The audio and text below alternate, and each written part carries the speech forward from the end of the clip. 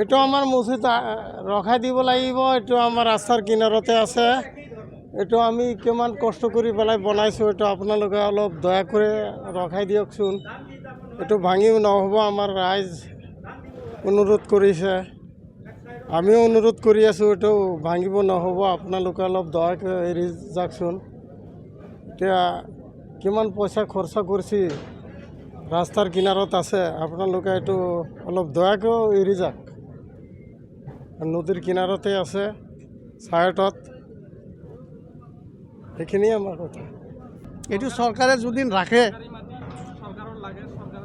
ভাল, আৰু চৰকাৰৰ ওপৰতো আমি যুঁজিব নোৱাৰোঁ, যিহেতু আমি চৰকাৰৰ ওপৰত নিৰ্ভৰ কৰি দি দিলোঁ।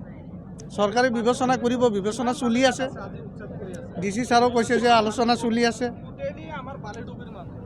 আশ্বাস দিয়ে আছে, এতিয়ালৈকে আশ্বাস দিয়ে আছে আমাক। আমি মছজিদৰ কাৰণে ইহঁতৰ ওপৰতে এৰি দিছোঁ। কি হয়, ৰাখিলেও ৰাখক।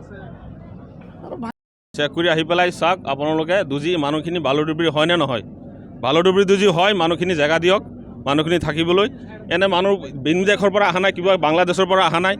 এইখিনি মানুহ ইয়াৰে মানুহ 66ৰ পৰা ইয়াতেই থাকি আছে। চৰকাৰে যি হওক কিবা এটা সুবিধা কৰি আছে বেলেগ বেলেগ জেগাত। এইখিনি মানুহ সুবিধা কৰি দিয়ক।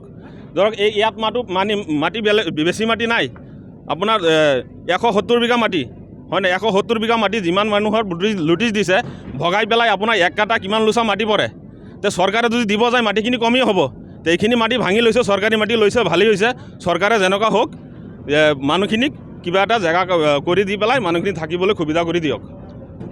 এইখিনি মোৰ আবেদন। আৰু এই মছজিদটো যে মছজিদটিকো ৰাখি দিয়ক। এইপিনে মানুহ আছে, মেডিপাটা মাটি এইখিনিত বহি আছে মানুহ। তো এইখিনি মানুহ য'ত আছে, বালুডুবৰি কিছুমান নদীতেই যাব গুচি গ'লে, নদীতে গৈ থাকিব। আকৌ য'তেই থাকে তাৰমানে মছজিদটোত নমাজ পঢ়িবৰ কাৰণে জেগাটো বনাই দিয়ক ভালকৈ। এইখিনি মোৰ আপত্তি। মছজিদটো যেনেকৈ হওক ৰাখি দিয়ক। মছজিদটো ৰাখি দিব বিচাৰিছোঁ, আৰু আপোনাৰ চিতাখলাটো সেইটোও ৰাখিব বিচাৰিছোঁ।